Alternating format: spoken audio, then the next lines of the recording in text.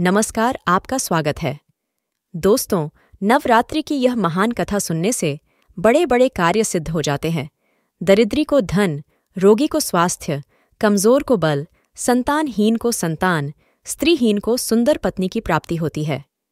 स्वयं भगवान श्री राम ने भी नवरात्रि का यह व्रत किया था, इसीलिए नवरात्रि का यह व्रत बहुत महान है। आइए दोस्तों, आपको सुनाते हैं नवरात्रि की महान कथा। इस कथा को सुनने मात्र से ही सभी संकट और दुख दूर हो जाते हैं, धन धान्य की प्राप्ति होती है। प्राचीन काल की बात है। कौशल देश में दीन, धनहीन, अत्यंत दुखी तथा विशाल कुटुंब वाला एक सुशील नाम का वैश्य रहता था। उसके अनेक पुत्र थे, जो दरिद्रता के कारण हमेशा पीड़ित रहते थे। रात्रि में उस वैश्य को और उसके परिवार वालों को भोजन में बहुत कम अन्न प्राप्त होता था और उन्हें भूखा ही सोना पड़ता था। वे सदा ही भूख से व्याकुल रहते थे और दूसरों के पास काम करके अपने परिवार का पालन पोषण करने की कोशिश करते थे। वह वैश्य धर्मपारायण, शांत, सदाचारी, सत्यवादी, क्रोध न करने वाला, अभिमान रहित, धैर्यवान तथा ईर्ष्याहीन था। वह हर रोज देवताओं, पितरों और द्वार पर आए अतिथियों की पूजा करके अपने परिवारजनों के भोजन कर लेने के बाद ही जो कुछ भी बच जाता था उसी को खाकर संतुष्ट रहता था। इस प्रकार कुछ समय बीत जाने पर एक दिन उस वैश्य के द्वार पर एक विद्वान ब्राह्मण आया। दरिद्रता से पीड़ित उस वैश्य ने ब्राह्मण से पूछा, हे ब्राह्मण देवता, आप मुझ पर कृपा करके यह बताइए कि मेरी दरिद्रता का नाश कैसे हो सकता है। मुझे धन की अभिलाषा तो नहीं है, किंतु हे द्विज श्रेष्ठ, मैं आपसे कोई ऐसा उपाय पूछ रहा हूं जिससे मैं अपने कुटुंब का भरण पोषण कर सकूं और उतना ही धन अर्जित कर सकूं। मेरे पुत्र और पुत्री भूख से व्याकुल होकर रोते हैं। मेरे घर में इतना भी अन्न नहीं है कि मैं उन्हें मुट्ठी भर अन्न प्रदान कर सकूं। रोते हुए बालक को मैंने घर से निकाल दिया और वह भी चला गया है, इसीलिए मेरा मन शोक और दुख से भर गया है। धन संपत्ति के अभाव में मैं क्या करूं? मेरी पुत्री भी विवाह के योग्य हो चुकी है, किंतु मेरे पास धन नहीं है। अब मैं क्या करूं? मेरी पुत्री भी विवाह के योग्य हो गई है और कन्यादान का समय बीता जा रहा है। कृपया आप मेरी सहायता कीजिए। हे विपेंद्र, इसीलिए मैं अत्यधिक चिंतित हूं। आप तो महाबुद्धिमान हैं, इसीलिए आप मुझे कोई ऐसा तप, दान तथा व्रत या मंत्र बताइए जिससे मैं अपने परिवारजनों का पालन पोषण करने में समर्थ हो जाऊं। मुझे बस उतना ही धन मिल जाए, उससे अधिक धन की कामना नहीं करता।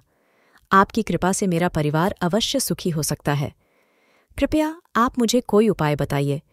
इस प्रकार वैश्य द्वारा पूछने पर उस ब्राह्मण ने प्रसन्नतापूर्वक उस वैश्य से कहा, हे वैश्य, अब तुम पवित्र नवरात्रि का अनुष्ठान करो। इससे तुम्हारा कार्य अवश्य ही सिद्ध हो जाएगा। इसमें तुम भगवती की पूजा, हवन, वेदपाठ, उनके मंत्रों का जाप, होम आदि कार्य यथाशक्ति संपन्न करो। इससे तुम्हारे सभी दुख दूर हो जाएंगे। तुम नवरात्रि का उपवास करो, तुम्हारी गरीबी तुरंत ही समाप्त हो जाएगी। हे वैश्य, नवरात्रि नामक इस पवित्र तथा सुखदायक व्रत से बढ़कर इस पृथ्वीतल पर दूसरा कोई भी व्रत नहीं है। ये नवरात्रि का व्रत हमेशा ज्ञान तथा मोक्ष को देने वाला है, सुख तथा संतान की वृद्धि करने वाला है एवं शत्रुओं को पूर्ण रूप से नष्ट करने वाला है। देवी सीता के वियोग में अत्यंत दुखी होकर भगवान श्री राम ने किष्किंधा पर्वत पर इस व्रत को किया था। इस व्रत के प्रभाव से उन्होंने महासागर पर सेतु की रचना की और रावण, कुंभकर्ण तथा मेघनाद का संहार करके सीता को फिर से प्राप्त किए। हे वैश्य, इसीलिए तुम भी इस महान नवरात्रि का व्रत अवश्य ही करो। इस प्रकार ब्राह्मण का वचन सुनकर उस वैश्य ने उन्हें अपना गुरु मान लिया और उनसे माया बीज नामक मंत्र की दीक्षा प्राप्त की।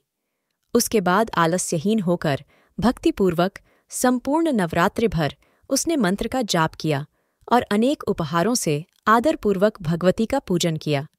इस प्रकार उस वैश्य ने अगले 9 वर्षों तक नवरात्रि का व्रत किया और 9वें वर्ष के अंत में महाष्टमी तिथि को अर्धरात्रि आने पर महेश्वरी जगदम्बा ने उसे साक्षात दर्शन दिया और उसे अनेक प्रकार के वरदानों से कृतकृत्य कर दिया। अर्धरात्रे तु संजाते प्रत्यक्षम दर्शनं ददौ, नानावर प्रधानैश्च कृतकृत्यं चकारतम। तो दोस्तों, इस प्रकार से देवी भागवत पुराण में नवरात्रि के व्रत की कथा बताई गई है। उम्मीद है आपको यह कथा पसंद आई होगी। वीडियो को लाइक ज़रूर करें और कमेंट में जय मां जगदम्बा, जय मां पार्वती ज़रूर लिखें। साथ ही वीडियो को लाइक करके दोस्तों के साथ शेयर करें। अगर आपने चैनल को सब्सक्राइब नहीं किया है तो इसे सब्सक्राइब ज़रूर करें। आप सभी का धन्यवाद।